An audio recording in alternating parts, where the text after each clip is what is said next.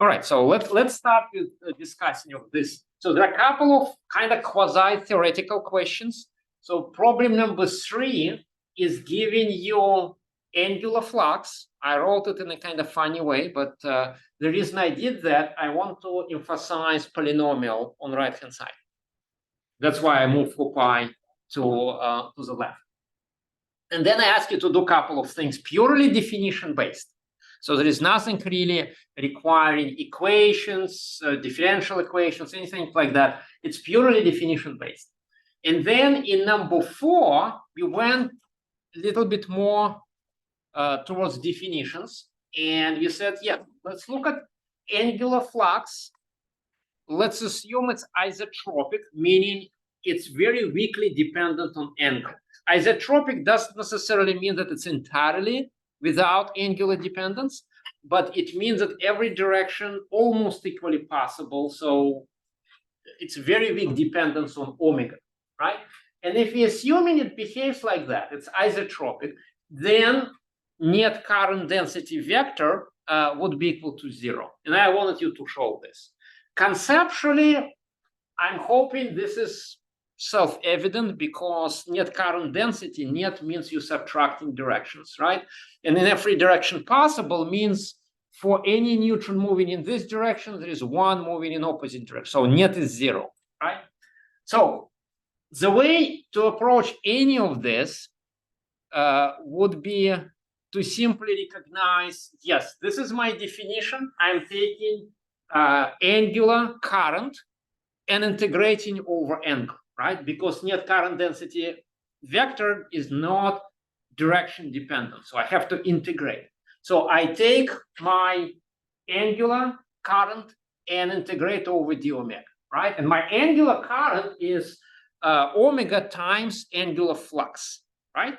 So at the end of the day, when I grab this and plug it into my expression, it will look like this, right? And the way I was saying, you can approach this by integrating just like that and keep adding details more and more.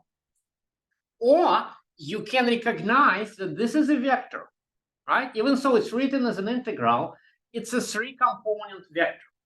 And you can write it for x, y, and z and accomplish the same thing for each component and show that, yes, projection on x will be 0, projection on y, projection on z will be 0, right? So in order to do that, so you would say, yeah, I will plug my angular current. I will recognize that now I'm looking for a projection, right? So let's look at projection case.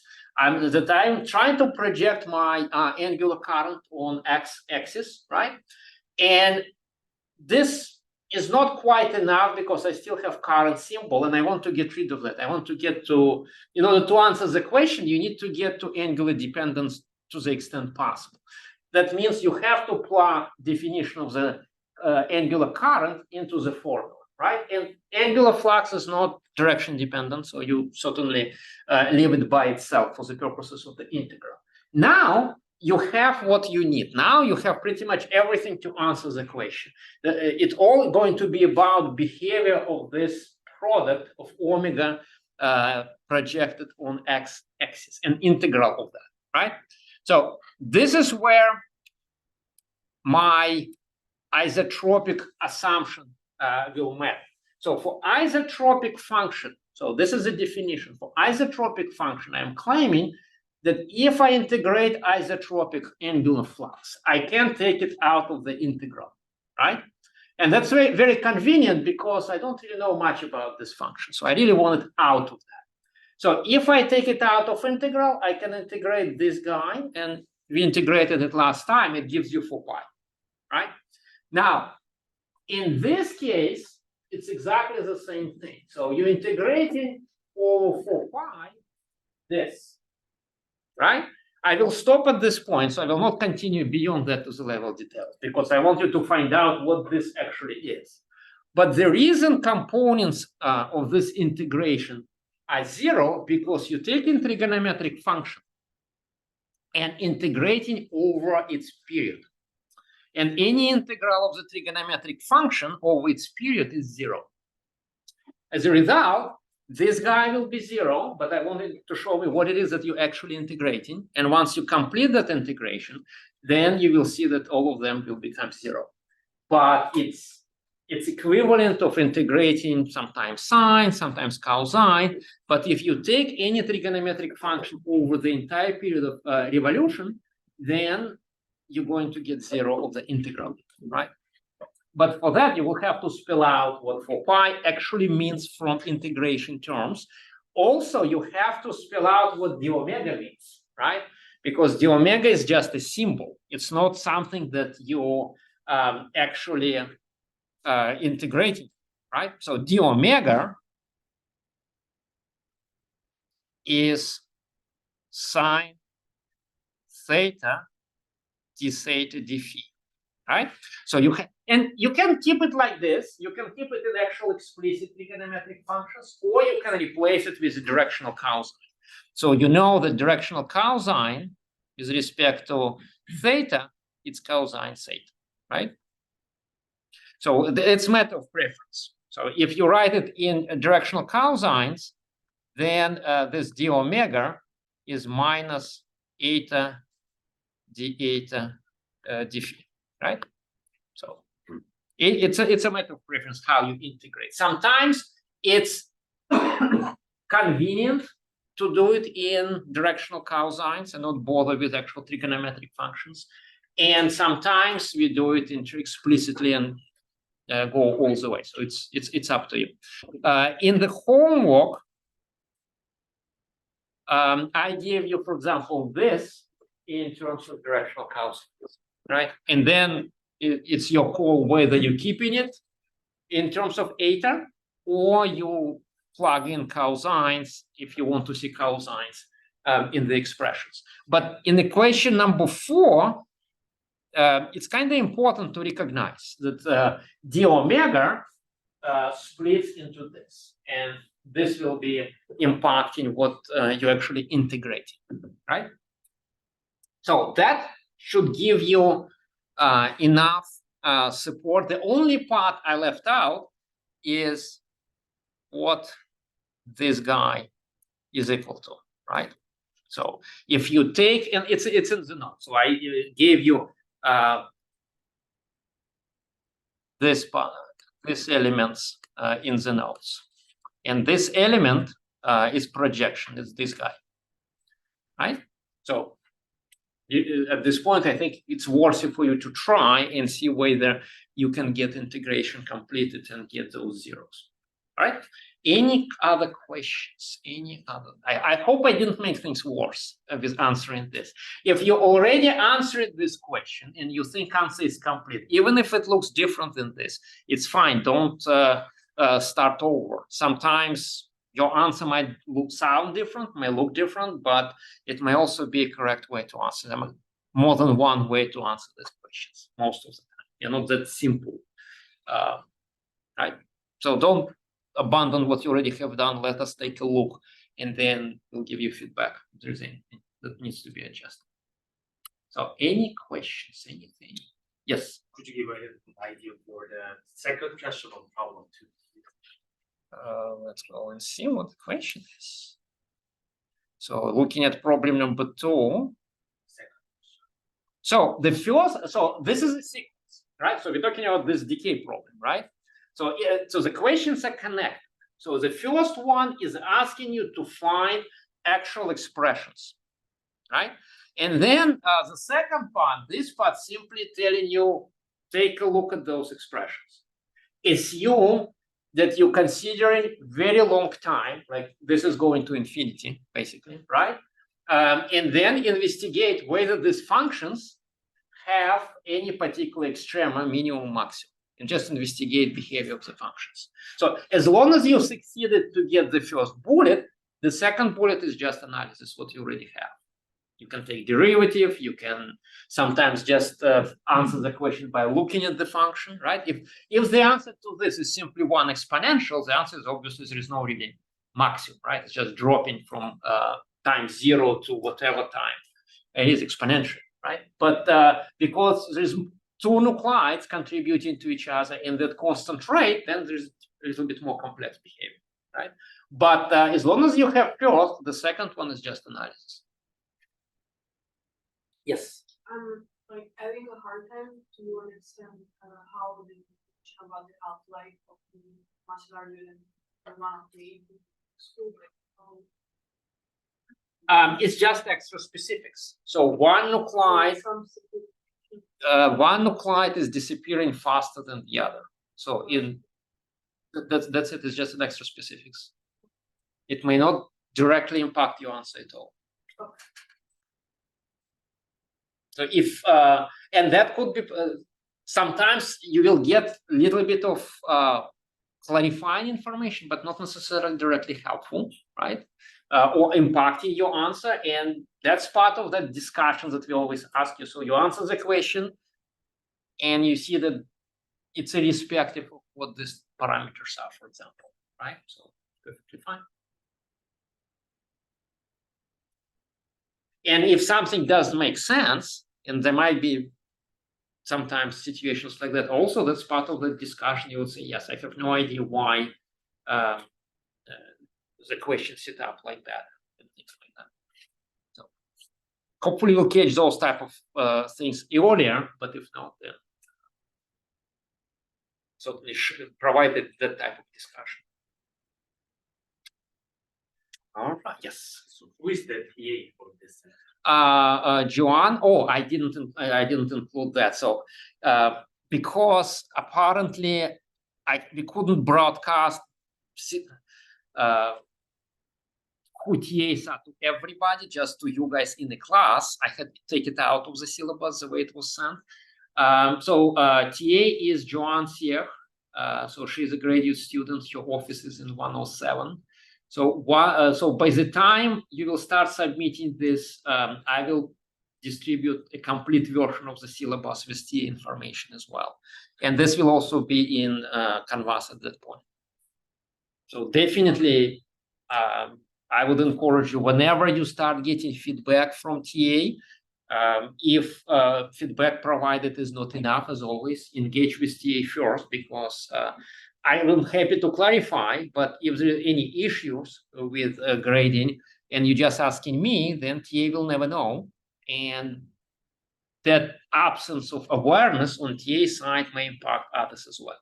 So start with the TA. If you're not reaching agreement with the TA, if you're not buying what TA is saying, then of course we can talk together. How do you spell the last name of the TA? I will send it to you by email. I can write it to you, but it will not help you.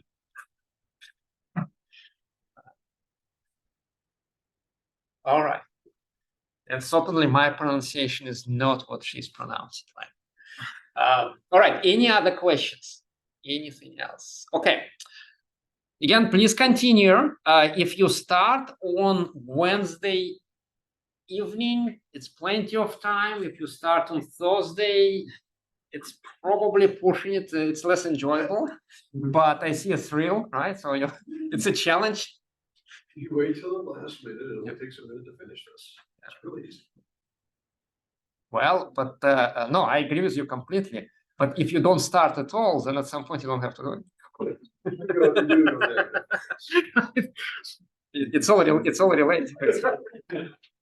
But no, I still debating. So, all kidding aside, it's not obvious to me, and some of my colleagues object. But I think it's fair that if you do well on exams, but you ignore homeworks altogether, you should still be able to pass a class if you demonstrate knowledge of the material.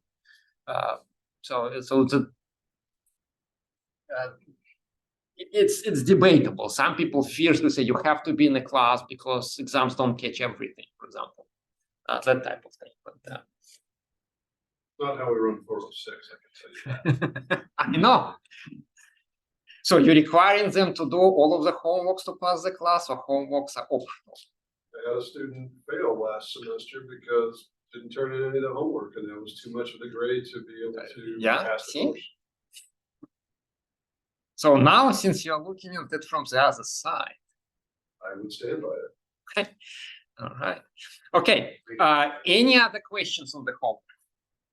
So if something comes up, shoot email. If there's any common thing develops, I will share. And then we meet at 11. Homeworks due midnight. Middle of Friday is fine. So there's plenty of time between our class time on Thursday and trying to figure out some of the questions if some questions came up. Right. One question Mhm. regarding the one where you talk about where you're taking the derivative of the limits of integration. Mhm. You're just talking about Leibniz rule? Yeah. Okay. Yeah. That's all it is. There is nothing else. But once you say that, it's kind of answers the question because it's a formula. Yeah. That's why I said it out in front of everybody. Yeah. So whoever catch it, yeah. All right. Let's continue. We moving on to examples and to something that we can actually do analytically. Last time I showed you some of the what I would call fundamental neutronics problems, meaning you take integral differential equation and you run through some of the math problems, and then you relate those math problems to what might be relevant in the real world, right? Because they're models that they're used for something practical. We might have sources, and we might have a leakage instances. So source sink problems are very, very relevant. It's possible to have disappearing population of neutrons, subcritical reactor, and we can make up for that by supplying independent source, making things with a steady state neutron population. So certainly critical reactors when production and losses balance. And then we don't really like number 3 because it has only one solution and it's not really trivial thing to find it. But when we balance artificially, when we come up with a constant that balances your setup and makes production equal loss with this equivalent case, even though your actual reactor is time dependent, but your equivalent system is critical and you can proceed with analytical solution and find that constant that will give you that multiplication factors that will keep talking. And of course, general case is time dependence, right? When you have energy dependence, time dependence, space dependence. So those are kind of general setups that we considered. And usually specifics of each setup will be determined by how leakage term of your integral differential equation looks like. That's why at the beginning of the set, you had those gradients in different coordinate systems. If you're using them every day, then of course you will remember. If not, then there's no really reason particularly to memorize them. If system is isotropic, all of those derivatives with respect to angles will disappear, and it's just derivative with respect to direction for a gradient, right?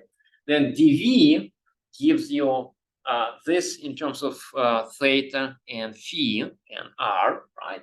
And yeah, you kind of have to have some awareness what actual r, theta, and phi, for example, vary like. What's the variation? That r goes from 0 to whatever number you have, theta between 0 and pi, and things like that. But remembering this, not necessarily particularly critical. So if you look at integral differential form, so this guy is written the way we derived it. And one of the things we assume is that fission neutrons have isotropic distribution. Right, we have this 1 over 4 pi. Every time you have equations that includes 1 over 4 pi, it should immediately remind you that, yeah, this is most likely assuming isotropic distribution for something, right? Not for flux, because flux here is angular dependent, but for fission neutron distribution. So what happens with this fission source term, it's integral with respect to omega prime, right? And you produce a constant, and then you take all of the neutron production represented by that constant and look at what happens with respect to omega, right? Because there are two angles at the same time.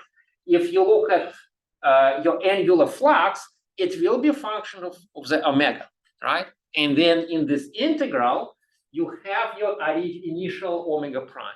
We didn't write it like this, but it's kind of implied that your fission source term, in a way, is in the same structure as your scattering term. It's just, there's no point to write it explicitly because we're assuming that final distribution is isotropic. Why? Because fission goes through the compound nucleus, right? And excited state of the compound nucleus stays intact long enough that directional information is not really passed through in very explicit forms. Also, you may say that there are multiple products of interaction involved, so it's kind of difficult to identify in which direction things fly and what the actual distribution is. On the other hand, obviously, it's an approximation because you have your fission neutrons flying, you have your fission fragments, you have light fission fragment, you have heavy fission fragment. Surely they share momentum among themselves, they share energy among themselves. When you run in MCNP, those things in the traditional MCNP calculation are not conserved. And there's no reason for that. You can assume isotropic distribution and leave those things alone because you're interested in other characteristics. But sometimes, for some of you who are interested in detector design, then direction of neutrons may matter, and fission neutrons may matter. And in that case, insulator detectors, for example, in that case, you have to have special version of MCNP. And there is a version like that. It's called MCNP Polemy. There are a couple of other tools that do the same thing. OpenMC does the same thing, that conserve energy and momentum per reaction.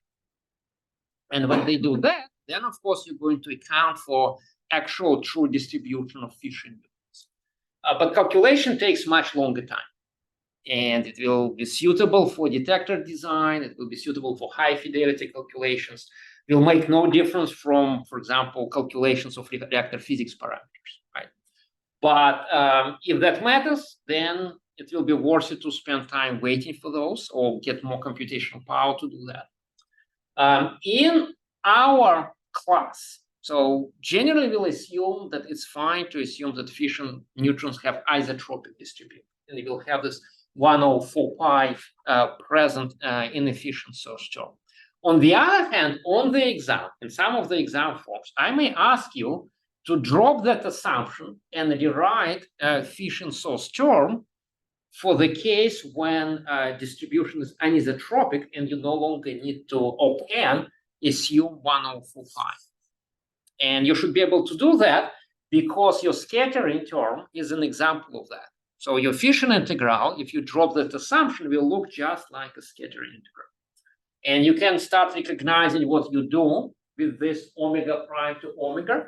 It may become a special function that does this kind of accounting. It may be part of your fission spectrum. Usually we don't make it part of the fission spectrum because fission spectrum is part of the nuclear data files. So it's a designated set of information that we get from experiments. And it's easier to keep it as just function of energy. So most likely you're going to get a separate function in here that will tell you how to get from omega prime to omega, right? And you still integrate with respect to omega prime. So it's reasonable to assume that once you see this scattering integral example, you should be able to upgrade your fission source term. So, and then if, yes? Just as a reminder, which source does the lowercase q represent? Whatever you want it to have. It's an external source that doesn't depend on flux. So you have, we have explicitly fission source here, but this is everything that's left. So whatever you guys want to have. Typically, we assume that this guy is flux independent. So it's not directly dependent on neutron population at the reactor. But at the same time, it could be. There's no really, the only thing that we recognize directly is fission source term. Everything else is hidden under this guy. Any other questions? All right. Now, the rest depends on how you represent leakage, how you spell out your leakage terms, and how you frame the equation. So this couple of examples kind of build you through a couple of different models, how this may look like for simple plane cases, one-dimensional cases, and things like that. And the reason for these examples is just to give you an idea. Most of the time, we cannot really solve neutron transport equation for anything analytically, as far as meaningful models, but just to see how this might be handled, that's what these examples there for. Then operator notation, right? So if we look at neutron field as neutron field, regardless of models, the structure of the equation will look similar. We would expect it would look similar, right? You can present it something like that. We would have source term, you'll have external source, we'll have our operator that describes neutron transport, we'll have U as a phase space vector that includes energy, direction, other things, time, right? So this is our operator form of neutron field equations, right? And we'll use it occasionally for simplicity. So one of the things, for example, what we did, we analyze and put together source sink problems, right? When we have sources externally, we have transport part, and we look at their structure in the examples. So that's few examples like that. Examples 1 to 3 in the notes, you can assemble them together into a coherent problem showing transport part. The other thing that will propagate to the rest of our calculations, if you have a point source in infinite medium, right, and you are doing that with this type of equation, it's customary in a spherical coordinate system to replace your original variables that you're trying to find, your flux, with variable that will have r times the functions that you want to find. So it's a technique that allows you to simplify your solution. Instead of dealing with this equation, you would be dealing with second order differential equation like that. So that's sometimes easier, solution is known generally, and handling is easier, right? So once you do the substitution, that guy will give you, for example, exponential form in the solution. And we'll use that. We'll use that for slightly different purpose, but the idea is the same.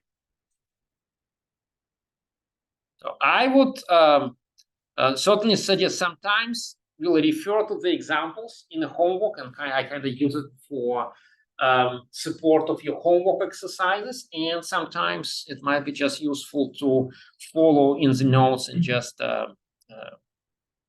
see what those examples do. If system is subcritical, then leakage part or transport part and production part are not in balance, right? And leakage part or transport part will dominate your source term, and that will ultimately diminish your neutron population. You can balance it if you have external source. Then you're going to have a steady state system. But if you notice, I'm saying that, yes, system is subcritical, but neutron population is steady state, right? So it's a property of the system that we have either supercritical system or critical or subcritical. It's a combination of material properties and geometry. It's not really a property of neutron population.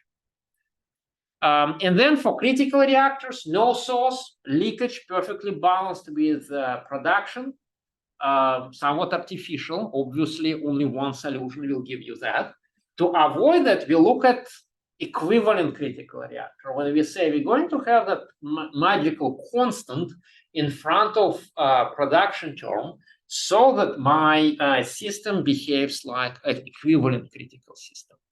If you recall how this type of equation is called, this is eigenvalue, eigenfunction problem, right? Lambda will be eigenvalue, f that comes with it is eigenfunction.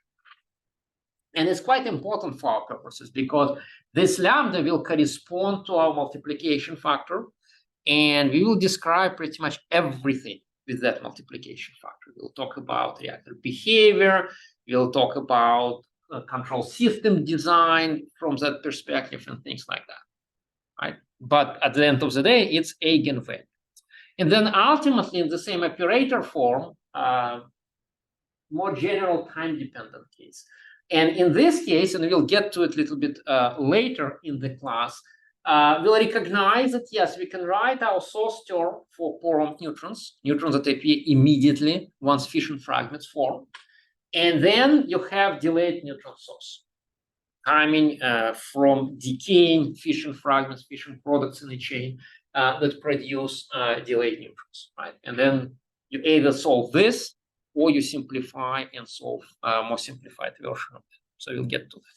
So that's kind of those fundamental problems. Now, moving along, we get to this more solution-friendly approach. We'll say, yeah, we'll stay with diffusion model. And in diffusion model, we get rid of angular dependence, right? We integrated neutron transport equation and we produce diffusion equation. For our sake, to make our life easier, we're going to drop energy dependence first. And we'll consider just one group model. One group means we integrate it with respect to energy, and we just consider neutrons of all energies accounted for that. And then by a homogeneous model, we're going to start with is just one region. So we have reactor represented by just one region of some relevant stuff, and then you have vacuum around that. Of course, having just one region is not good enough. It's not interesting enough. So we're going to add second region. And second region is important because in many instances, second region may behave like a reflector to bring neutrons back in. Because if I have just one region and vacuum and neutrons just leak out, then of course I'm losing my neutron population. Leakage is quite significant in that case. So I can minimize those leakage effects if I have second region and I start forcing neutrons to come back from reflector back to the reactor core. And then we'll study that. We'll look at various outcomes from that. Obviously, if I have reflector like that, I will need less fuel. I will need to have, I can afford to have smaller core, and I will have reflector savings as a result of that. So we'll talk about that, and we will discuss design implications of that. So we'll start that with a cartoon. So we'll look at just fission process like this. We'll know that radiative capture, scattering, and leakage are our losses, right? And these are my design parameters. So this is what allows me to either affect reactor behavior if I already have a reactor, or this is my design tools that I account for if I'm designing the reactor. And then, of course, my production is my fission reaction that I may want to either amplify or to control using these things, or some balance of those, right? So multiplication factor, production versus loss. We already introduced that. We already recognize that multiplication factor is eigenvalue. And we also recognize that multiplication factor directly relates to criticality. For subcritical systems, multiplication factor is less than 1. For critical, it's exactly 1. And for supercritical, it's greater than 1. I can rewrite that in this form, right? So my neutron population is kind of functions that I'm trying to find, in whatever form I'm describing it. And this is my losses, and this is my production term. So I can write it as eigenvalue like that. To see that this is eigenvalue problem more specifically from a mass standpoint, I may rewrite this in this form, right? And this is kind of what in functional analysis in linear algebra we like to do, because eigenvalue multiplies eigenfunction directly. We're not going to solve it in this form. It's not really practical, but it kind of gives you a form of the equation.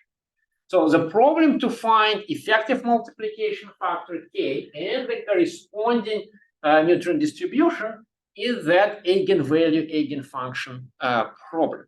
And we'll find out later, using this diffusion theory as an example, that there's only one eigenvalue that makes sense physically because it corresponds to everywhere positive eigenfunction.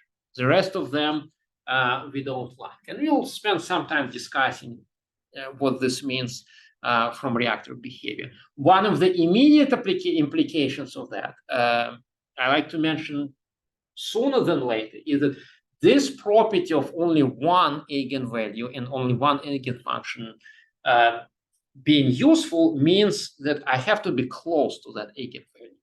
If my multiplication factor is too far from criticality, is too far from being equal to 1, then I have too much other eigenvalues input.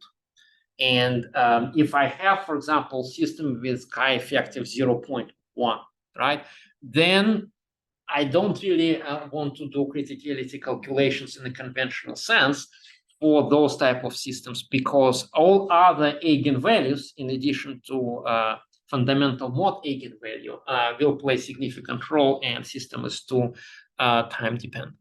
So let's set up time dependent problem. Let's see what it looks like. So this is our neutron diffusion equation for just space and time dependence. We integrate it with respect to energy. We have time component. So time component implies that you need to have initial conditions, right? And then you might have multiple regions. Nothing really stops you from having multiple regions. Multiple regions imply that you need to have interface conditions. Because it's a second order differential equation, you need to have continuity of function itself, and you need to have continuity of the first derivative. Otherwise, you're not going to be able to find solution. General ability to have continuity of flux is important also from just practical use of the function. Physically, fluxes have to be positive, because you're looking for reactor power calculations, reaction rate calculations, other things that would be useful. So you have to imply this physical condition, forcing function to be everywhere positive. And this will restrict domain of your solution, because this is mathematical equation. It doesn't know what it describes, and solution may have other regions if you consider the entire range of variables, when function may go to negative values, for example, and that might become a factor. So this restricts that. That forces you to pick solutions and ranges where this is satisfied. So now let's shift from this general setup, right? So we have time dependence, we have interface, boundary, we have all this stuff. So let's shift to bare homogeneous reactor, meaning we have just one region. We talked about boundary conditions. We talked about boundary conditions between core and vacuum. So let's say we have simple one, extrapolated boundary conditions. So we have just that special distance from the actual physical boundary when flux is 0, right? And in many instances, for practical purposes, we will just ignore the variation and say, yeah, the extrapolated boundary condition is not very different from actual physical boundary condition, and the reactor is large, and we ignore the difference. That's true for thermal light water reactors. The extrapolation correction is just few centimeters. Reactor core is few meters in diameter, so it's certainly negligible. It doesn't work for fast reactors. In a fast reactor, this extrapolation correction is about 20 centimeters. That's why in your design project, I gave you number for extrapolation correction. Initial condition would be present. There are no interface conditions because it's a bare homogeneous configuration. And then, of course, we're assuming that the function is continuous and everywhere non-negative, right? How do we solve this type of stuff? Typically, if we have more than one variable in mathematics, we like to separate variables. We may not call it every time like that, but we will say that our flux function phi can be represented by a product of two functions. One of them is R dependent, the other one is time dependent, right? So let's present it in that way. Let's plug it back into the equation and split dependencies. Let's have on one side only spatial dependence, and on the other side only time dependence. In mathematics, they proved that this is possible only if these guys are equal to the same constant, just a constant. But also in mathematics, they show that if this constant is lambda, it doesn't have a minus sign in front of it, then I may end up having complex solutions. And I want solutions to be real. That function phi has to be a real function, not imaginary function. So as a result, in mathematics, it's known that if I look for this constant with a minus sign in front of it, then I'm going to end up with real solutions. So once I have this set up like this, now I split my original problem into problem with respect to space and problem with respect to time. And I can deal with them separately. I can find time dependence separately from spatial dependence. Sometimes they're interrelated and this separation would be forced. But in many instances, it's a reasonable thing to assume. For infinite medium, for bare homogeneous reactor, it's pretty much, there's no really effects that would disrupt them. So if I start with the first one, so this is my equation that I'm trying to deal with. Now it incorporates this minus lambda constant. With some manipulation in algebra, I can recast my equation to look like that. Why? Because if it looks like this, it's not really practical form, because it makes various coefficients and functions mingle with derivatives, right? So I like to have derivative of it on its own and then everything else on its own. So as a result, I kind of like this form, right? I just manipulated what I got once I introduced lambda to make it look like this. Why it's important? Because in mathematics, this is known form of the equation. And it's equation that gives me eigenvalues and eigenfunctions for this operator, for what's called Laplace operator, right? And if I can apply what mathematicians already developed for us, then I can find solutions in many, many different instances. So as a result, I will grab Helmholtz equation that generates eigenvalues and eigenfunctions for Laplace operator and use it as a solution of my diffusion equation. So this is diffusion equation. This is mathematical model. There is no really anything in common between them, except I made my diffusion equation look just like this one. And I'm adapting solution of this mathematical form to my diffusion equation. How I do that? I'm claiming that this big coefficient in mathematical model is given by this property expression. So that's what I have done. Now I end up with two constants. I have constant b and I have constant lambda. This is what I already stated you in words. So there's only one eigenfunction that corresponds to smallest eigenvalue, b1, that gives me everywhere non-negative and real solution for the flux, right? So this will translate to function b1, to eigenvalue b1. That's important to me. I like to know what it is. Lambda 1 will correspond to b1 as well, right? Some material properties will correlate, but generally b1 and lambda 1 certainly connected to each other.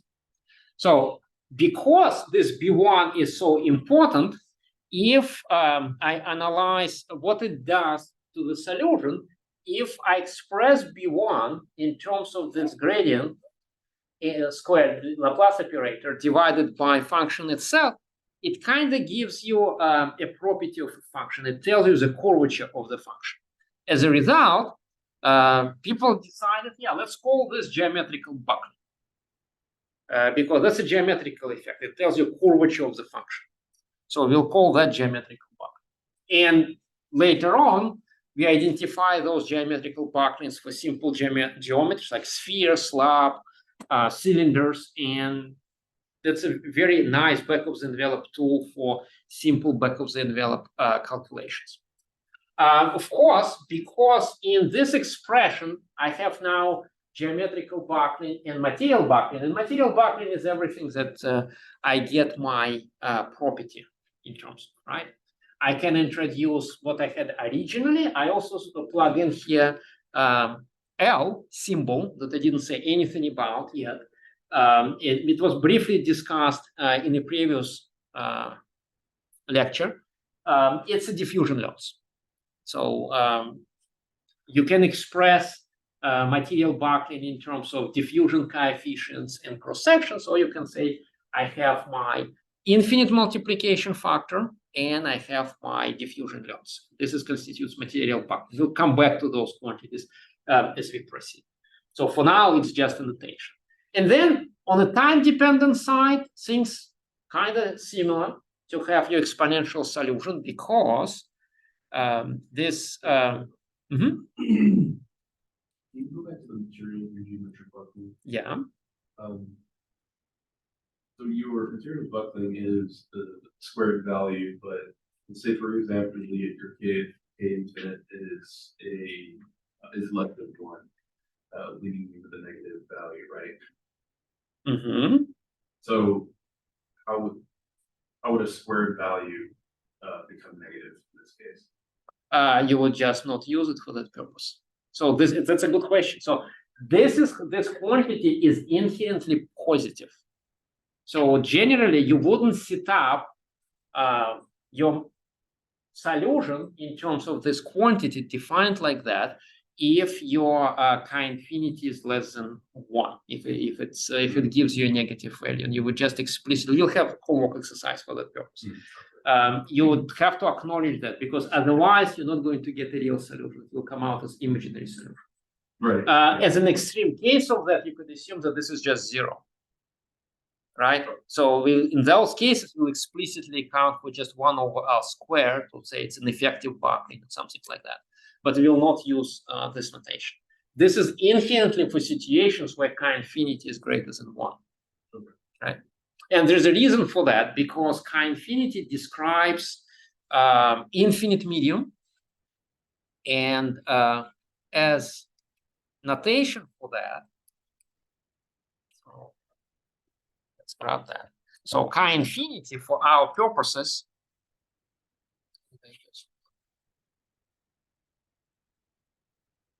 chi-infinity for our purposes is nu f sigma f divided by sigma f. This is our infinite multiplication factor. It's what describes multiplication properties of a system in the medium, right, without boundaries. And if you have enough multiplication, of course, for a viable system, you assuming that chi-infinity has to be greater than 1 so that you can maintain criticality. You cannot bring system to a critical state from chi-infinity less than 1, right? So you inherently in this model assume that you have enough fuel and fuel has enough multiplicity to maintain chi-infinity greater than 1. But if that doesn't happen, then you explicitly account for is 1 over L squared to chi-infinity minus 1 over R squared without introducing this type of parameter. Yeah, thank you. All right, so looking at exponential, time-dependent part, it's exponential solution. And this is eigenvalue in a way, right? It's not B, it's not K, it's time eigenvalue, it's lambda. If I recast this in this form, now I have an interesting property. I have time dependence, and I describe the time dependence in terms of relationship between geometrical buckling and material buckling. And that allows me to come up with a criticality condition, right? And criticality condition is important from design perspective because as designers from reactor physics standpoint, you're looking for material composition, you're trying to figure out what your fuel might be, and you're looking for geometrical shapes that you like to use. And considering that you can 3D print your reactor, it can be any shape whatsoever, right? That would constitute a critical configuration that would be viable from design perspective. And looking at that exponential form, you will see if geometrical buckling equal material buckling, then time dependence goes away, right? The difference is 0, time dependence is constant. So there's no time dependence. Neutron population is steady state. So as a result, this is my criticality condition for bare homogeneous reactor. Unfortunately, it's not that simple if you have multiple regions, But for bare homogeneous reactor, it's pretty straightforward. If you look at material buckling equal to geometrical buckling, now you can decide and look for material properties from that expression, or you can look for dimensions from the same expression to find what actually constitutes a critical configuration. So it's quite useful. That's why this criticality condition is useful. Now, if my material buckling is greater than geometrical buckling and lambda is less than 0, I have supercritical system, meaning neutron production, material side dominates leakage. Geometrical buckling represents leakage, material side represents production, right? So if that's the case, I have my supercritical configuration. If my material buckling equals geometrical buckling, it's critical. And if leakage dominates, if geometrical buckling is larger, then I have subcritical configuration. So as a result, at this moment, you can express criticality in 3 different ways, right? You know that system is critical when multiplication factor is equal to 1, that eigenvalue, that chi effective.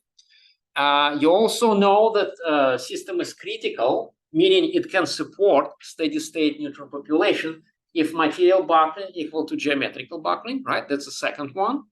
And then you also know that for those things, lambda has to be equal to 0. So the third one. So you can tell me 3 different ways to express criticality of the system out of this, right?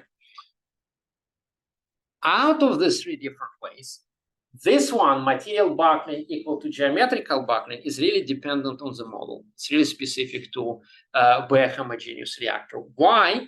Because we found it from relating to Helmholtz problem to this guy. And this guy gives you eigenvalues and eigenfunctions for Laplace operator. And all of that is true, including existence of geometrical buckling, if it's a vacuum boundary condition. If you have multi-region system and you have more than one region, you will not be able to simply define geometrical bucklings. It just doesn't exist. So as a result, you're going to use a different approach to find a criticality equation. So that material buckling equal to geometrical buckling is only true for bare homogeneous reactors. Still helpful. We can find a lot of useful things, but as long as we can assume that system is bare homogeneous, meaning you have core and vacuum. Okay. Any questions? Anything? So we have a couple of homework exercises, and this is going to keep coming back pretty much through the rest of the class. Now let's upgrade our model. Let's look into multi-region reactors, which is more realistic. You can have multiple regions in the reactor, or you can add reflectors we just talked about. So let's assume that we're doing that. So the solution from mathematics of it is fairly straightforward. So for any kind of model, this one, bare homogeneous one, you find general solution first, right, for a differential equation. And then you apply all of those conditions that we talked about to find your specific solution for the problem, right? That's how generally you would approach solution of the differential equations. The solutions of differential equations exist within the volume of the system. They're not defined at the boundaries. That's why you need to supply those boundary conditions to fully define behavior of the flux, for example. So if I have multi-region system, I will have to solve diffusion equation for each region separately and find those solutions.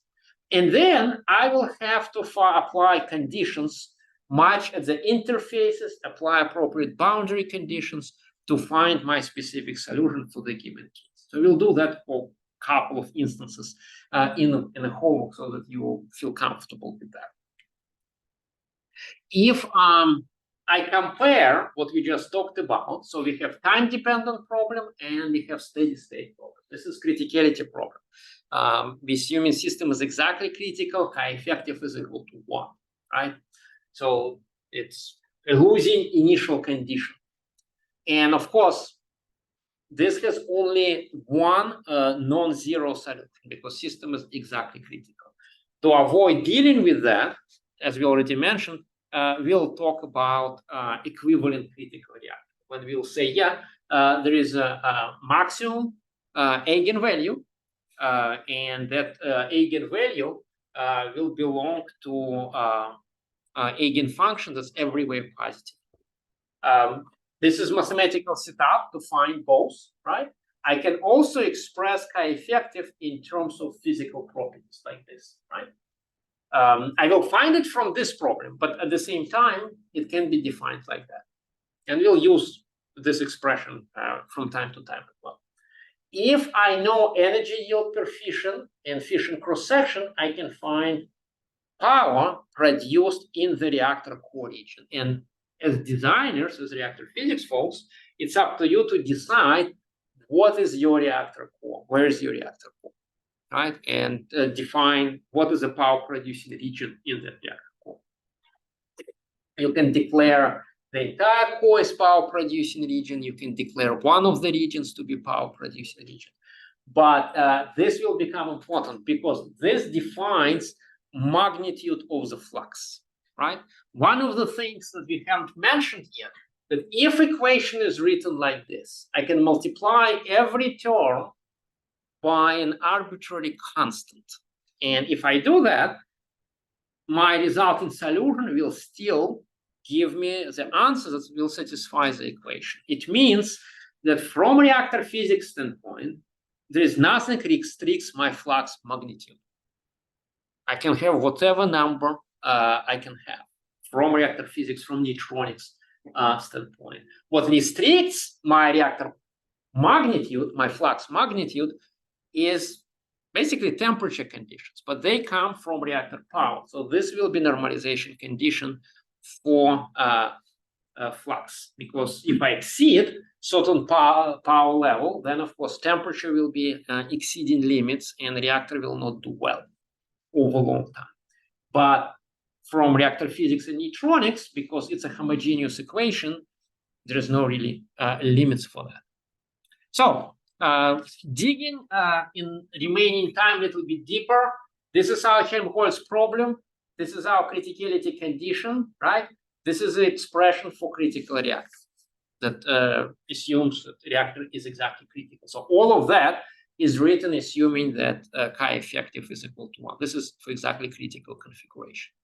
That constant that I was just talking about, multiplier in front of eigenfunction, is determined in terms of reactor power. If I write chi-effective in this form, I can recast it like this, recognizing that nu sigma f divided by sigma a is my chi-infinity. And this has a lot of physical value in the expression. It's a simple thing. We just obtain it by manipulating a more general solution. I can leave it in terms of diffusion, coefficient, and geometrical buckling. I can plug diffusion learns for the moment. But what's important is that I can present this in terms of chi-infinity for system without boundaries. And then what's left, 1 over 1 plus bg squared L squared, is my non-leakage probability from the system, right? So as a result, if system has finite dimensions, leakage will make an impact, and my chi-effective will always be less than multiplication factor in infinite system. So between chi-infinity and chi-effective, chi-infinity will give you the largest number. And story doesn't stop there. So if we look at these guys, right? So I can say that my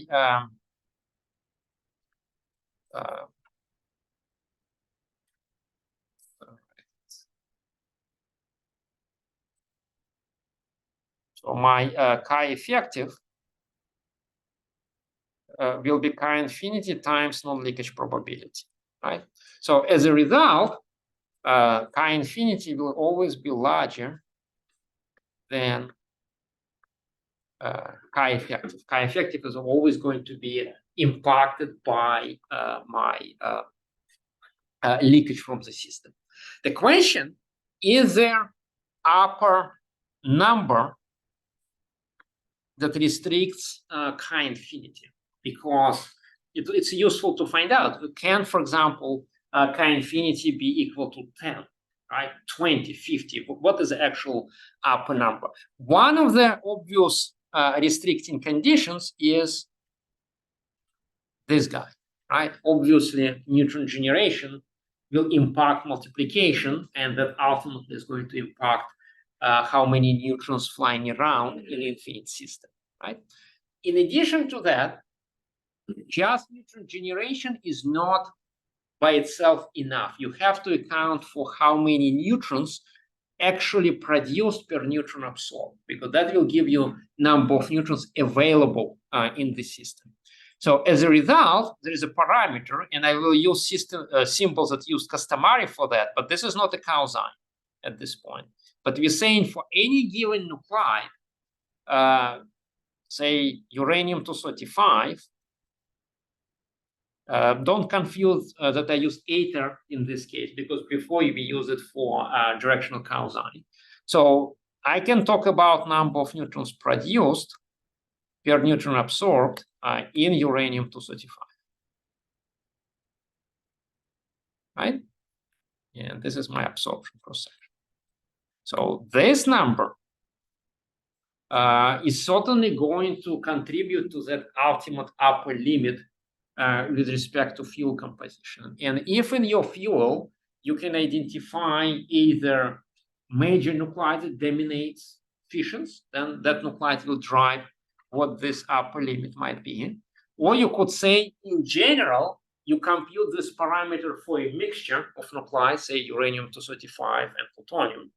And then number of neutrons per neutron absorbed is going to be your effective limit for infinite multiplication factor, right? And then, of course, number of neutrons total, this guy, will ultimately define how many you're going to have, right? So with that caveat, going back here, this formula becomes quite important. So with that, there are a couple of examples, so I'm not going to jump to those examples, but one of them is dealing with finite cylinder. And finite cylinder, and I encourage you to take a look at this as we go into Thursday lecture, so that we talk about it once you already have seen the solution. But I use this example because it gives me two different geometries at the same time. It gives me cylindrical geometry, obviously, but at the same time, if I look at just the component of that, then it gives me also plane geometry, just infinite slab geometry at the same time. So when I look and go through example number one, splitting into R solution and Z solution, and of course I will have multiple separate constants for that, is going to give me examples for you for both cylinders and plane geometry as well. And the radial component certainly gives us a little bit of complication, because solution for radial component will come in the form of Bessel functions. So that's certainly makes it a little bit harder to deal with. So we'll talk about it next time. Ultimately, we're going to have this kind of table for different geometries and identify solutions for a plane, rectangular parallelepiped, infinite cylinder, finite cylinder. And then the last one is something for you to think about, because it's a sphere. This is a solution for a sphere. The interesting part about this solution is that I have sign here, right? And obviously, if I have a bounded geometry, if I have geometry representing reactor core, and I have vacuum boundary condition outside, it's natural to assume, just based on the common sense, that my flux at R equal to 0 is expected to be at maximum, right? Because I'm far away from the boundaries. Clearly, in the center of the reactor, flux should be at maximum if reactor especially has constant properties. And it's true, for example, for cosine. So when Z is equal to 0, cosine is 1, right? So it makes sense. We'll talk how we pick basis function, and for R equals 0, it will give you a maximum as well, right? So there is no really any kind of challenge here, but sine at R equal to 0 is 0, right? So I thought we will be asking you many times to tell me how is this possible that this guy has sine as a solution. And of course, all of these solutions are applicable when your center of coordinate system is in geometrical center of their bodies that you're trying to describe.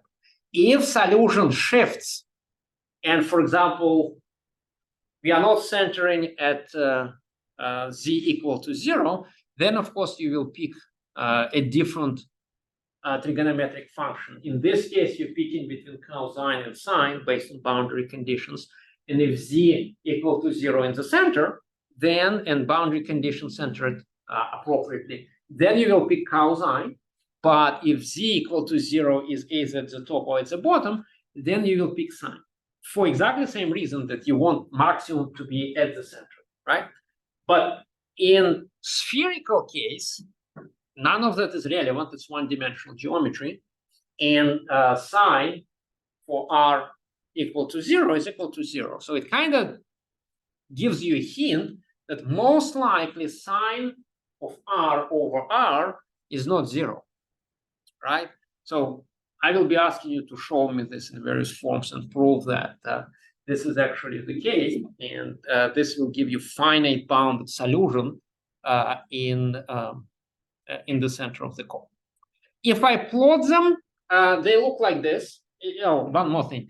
It's helpful to remember geometrical bucklings for these simple cases and geometrical shapes for these simple cases, shape functions, because it's not practical to derive them every time, but I can tell you, find me expression for example, critical radius in terms of material properties. You would say, yeah, it's material buckling equal to geometrical buckling.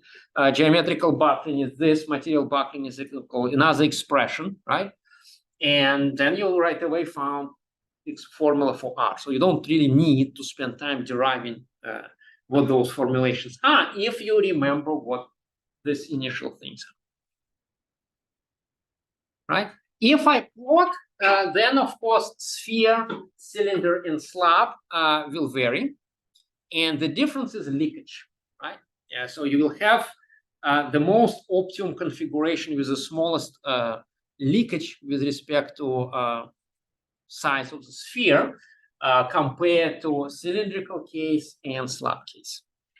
Okay, and as you can see, all of them have maximum in R equal to 0. Right, so let me stop on that. So we pretty much it's good to stop at this point, and we'll talk about size, composition effects, other things on Thursday. Anybody online? Do you guys have any questions? Professor, Yes. could you explain the difference between a boundary condition and an interface condition? Boundary condition is like between boundary of your reactor core and vacuum. So it's a boundary between physical body and the vacuum. And interface condition, you can say that boundary condition is kind of more general. It's kind of specific case of interface condition, but boundary interface condition is usually when you have two different regions with different properties. And vacuum, of course, is an extreme of that, but we take it as a separate case. But interface is I have one material in one region, the other region has different material, and then there's an interface between them. And of course, your flux has to be continuous as you go from one region to another, right? So you have to stitch them together. That gives you interface condition. So the boundary condition is just an interface condition for one of the materials vacuum. Correct. Okay. Correct. Like, for example, It doesn't necessarily have to be a vacuum. No. It could be a source boundary. oh yeah, as well. yeah, It yeah, doesn't- it's more complicated. Yeah, But vacuum is sort of one of the most simplistic situations when you have distinctive boundary between region you care about and everything else. Yeah. And there is conditions still within your area, or outside the boundary. Correct. I think that's a nice way to put it. Yeah, it's your choice. Yeah. All right. So let me stop on that, not venture anywhere further than that. So see you guys on Thursday. Yeah.